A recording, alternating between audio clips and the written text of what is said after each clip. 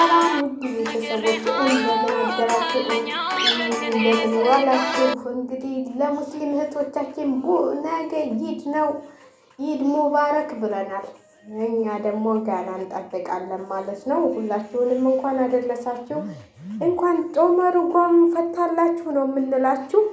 እንግዲህ ቻብርሽ ሁለት ሴቶች እየዘፈኑለት ነው ማለት ነው። በዚህ ጋር ታለች በዚህ ጋር እንደሚያሸንፍ አናውቅም። እኔ እንደሚመስለኝ እንዴት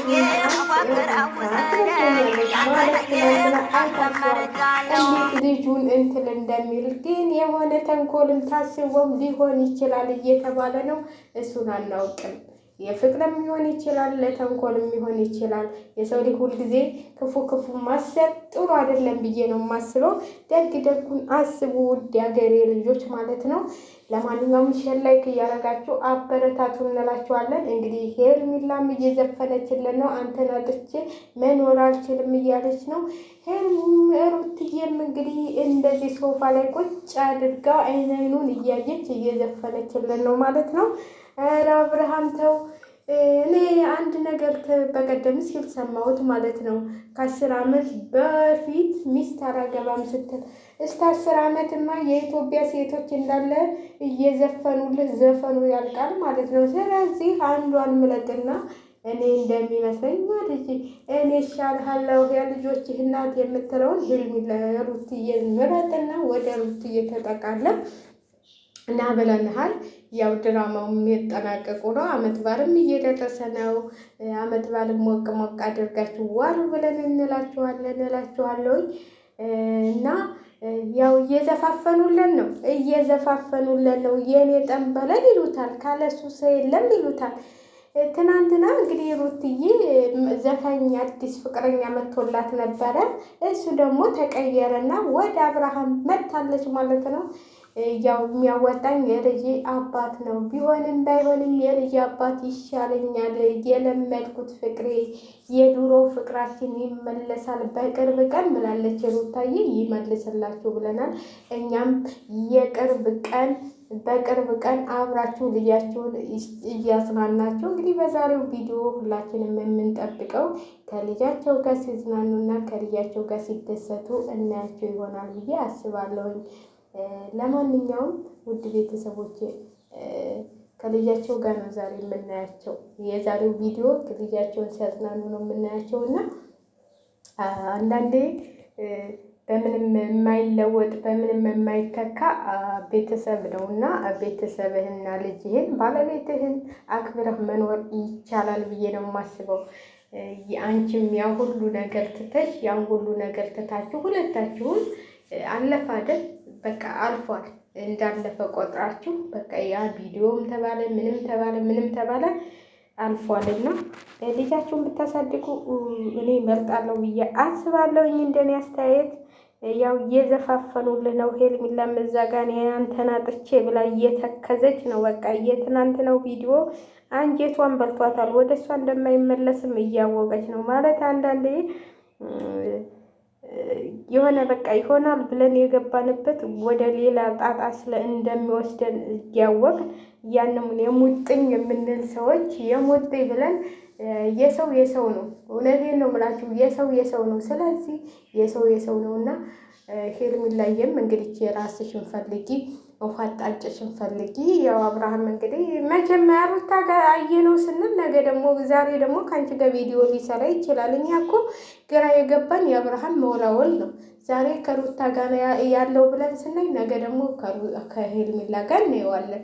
እኛ ምን ብለን እንደምንፈርድ አናውቅም። ወይ አንደኛውን ወስኖ አይወስድ አንደኛውን ቆርጦ አይተው እና ትናንትና እንግዲህ እደውልልሻለሁ ልጁ ታለቀሰብኝ ከራበው ከቆየሁ ብሎልኝ ከዛ ዳኒ ደግሞ በቃ ምንም ችግር የለም እኛ እናመጣታለን ይላል። አንዳንዴ ዳኒና ሜሪ የሚሰሩት ድራማ እንባዬን ነው የሚያስጨርሰኝ።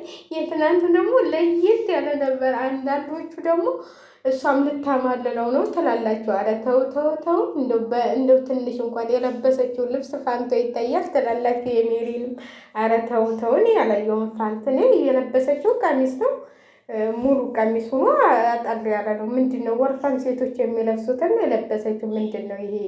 ይሄ ምንም የሚያስደንቅ አይደለም። ልብስ አለባበስ ማለት ነው። ለማንኛውም አብሬሽና ሩታ ያው መታረቃቸው አይቀርም። አመት ባልን እንጠብቃለን። እኔ ታረቁ ብዬ ሳወራ ማታ ደግሞ ሌላ ነገር ይፈጠራል እና ዛሬ ግን ያው ልጃቸውን ያዝናናሉ። ከልጃቸው ጋር ነው የምናያቸው ብዬ ነው ተስፋ የማደርገው ማለት ነው። ልጅ ደግሞ አስታራቂ ነው ታውቃላችሁ። ልጅ ብዙ ነገር ተደርሶ ልጅ ታላችሁ ዙራችሁ በቃ ብትጣሉ እንኳን ለልጃችሁ ስትሉ ትተያያላችሁ። ልጅ ታልተወለደ ግን በጭራሽ ያንን ሰው ቆርጣችሁ ትተውታላችሁ ማለት ነው። አብሬሽም ቆርጦ አይቆርጥለትም፣ ሩታም እንደዛው ማለት ነው። ማለት ይህን የመሰለ ልጁ ደግሞ እንዴት እንደሚያሳዝን እኮ አባቱ ጋር ሄዶ ልጥፍ ሲል ይህ ጌታ እና ይህን የመሰለ ልጁን እያየ ሌላ ጋር ይሄዳል ብዬ እኔ ተስፋ አላደርግም። ሄርሜላንም አላፈቅራትም እኮ ነው ያለው። ምንም የሆነ በቃ ያው ለጊዜ ማሳለፊያ ነው እንጂ ምንም እንትን የለም ነው ያለው። ምንም ግንኙነት የለንም። ይህንን ደግሞ ሰምታ መሰለ ሄርሜላ እንግዲህ ያንን ቪዲዮ ሰምታ መሰለ ሩታ ማለት ነው ወደ እኔ መመረሱ ስለማይቀር አላፈቅርም፣ አላገባም፣ ሌላ ሴትም አልፈልግም ስላለ በልጅነት የገባሁበት ትዳር ነው እና እንትን ያለኝ። ስለዚህ ትዳር ታሁን በኋላ አልፈልግም ብሎ ነበረ። ካልፈለክማ ብላ ሩትዬ ደግሞ እንግዲህ ጠጋ ብላለች ማለት ነው። ብትጠጊ ይሻልሻል ብለን ነው የምናስበው። አንዳንዴ ብዙ ነገሮች ስንወስን ማለት ነው ለልጆቻችሁ ልጅ ያላችሁ ማለት ነው ለልጆቻቸው ስትሉ ብዙ ነገር ማተው አለባቸው ብዬ ነው የማስበው። ማለት ልጅ ከባድ ነው። እናትንም አባትንም አጥቶ መኖር አይችልም ማለት ነው። ሁለቱም በአንድ ላይ በህይወት እስካሉ ድረስ ሁለቱም በአንድ ላይ ቢኖሩ ደስ ይላል ብዬ ነው የማስበው እና እንደሱ ብዬ ነው የማስበው እና ለማንኛውም በጣም ደስ ይላል ማለት ነው። በጣም ደስ ይላል። እንግዲህ መቼ እንደምናያችሁ ደግሞ ታልቃችሁ እሱን እናያለን ማለት ነው። እንደምትታለቁ እርግጠኛ ነኝ። እኔ በበኩሌ እርግጠኛ ነኝ። ለምን የሆነ ከሩታ ውጭ ወደ ውጭ ብሏል አብርሽ። ሌላ ሰው አይፈልግም። ታልፈለገ ደግሞ ሌላ ሰው ታላገባ ደግሞ መቼም ከ10 ዓመት በኋላ ደግሞ የምትወለድ ልጅ ትኖራለች። ያው ጉድ እኮ ነው። እስቲ የዛሬ 10 ዓመት አይከብድም እንዴ አብርሽ? 10 ዓመት ልጅህ ሚዜ ሊሆንህ ነው እንዴ? ልጅህን በጎን አድርገህ ሚዜ ሊሆንህ ነው እንዴ? የእሱ ጊዜ እንግዲህ ከ10 ዓመት በኋላ ከሩታ ጋር ነው የምትጋቡት ማለት ነው። ልጃችሁን ሚዜ አድርጋችሁ እንደ ገነት ንጋቱ ማለት ነው። ገነት ንጋቱ ሁለተኛ ስታገባ ባሏን ያው ልጆቿ ሚዜ ሆነዋት ነው። አሁን ደግሞ ጠፋች። እናንተ በእንትላስ ተታማች በኋላ ጠፋች። እና ለማንኛውም አብርሽና ሩታ መታረቃቸው ስለማይቀር ብለን እንላለን ማለት ነው። መታረቃቸው አይቀርም እና መታረቃቸው ስለማይቀር እያን እንላችኋለን። አንዳንዴ የሚከሰቱ ክስተቶች እንትን አይደሉም እና ላይክ እያደረጋችሁላቸውም ማለት ነው።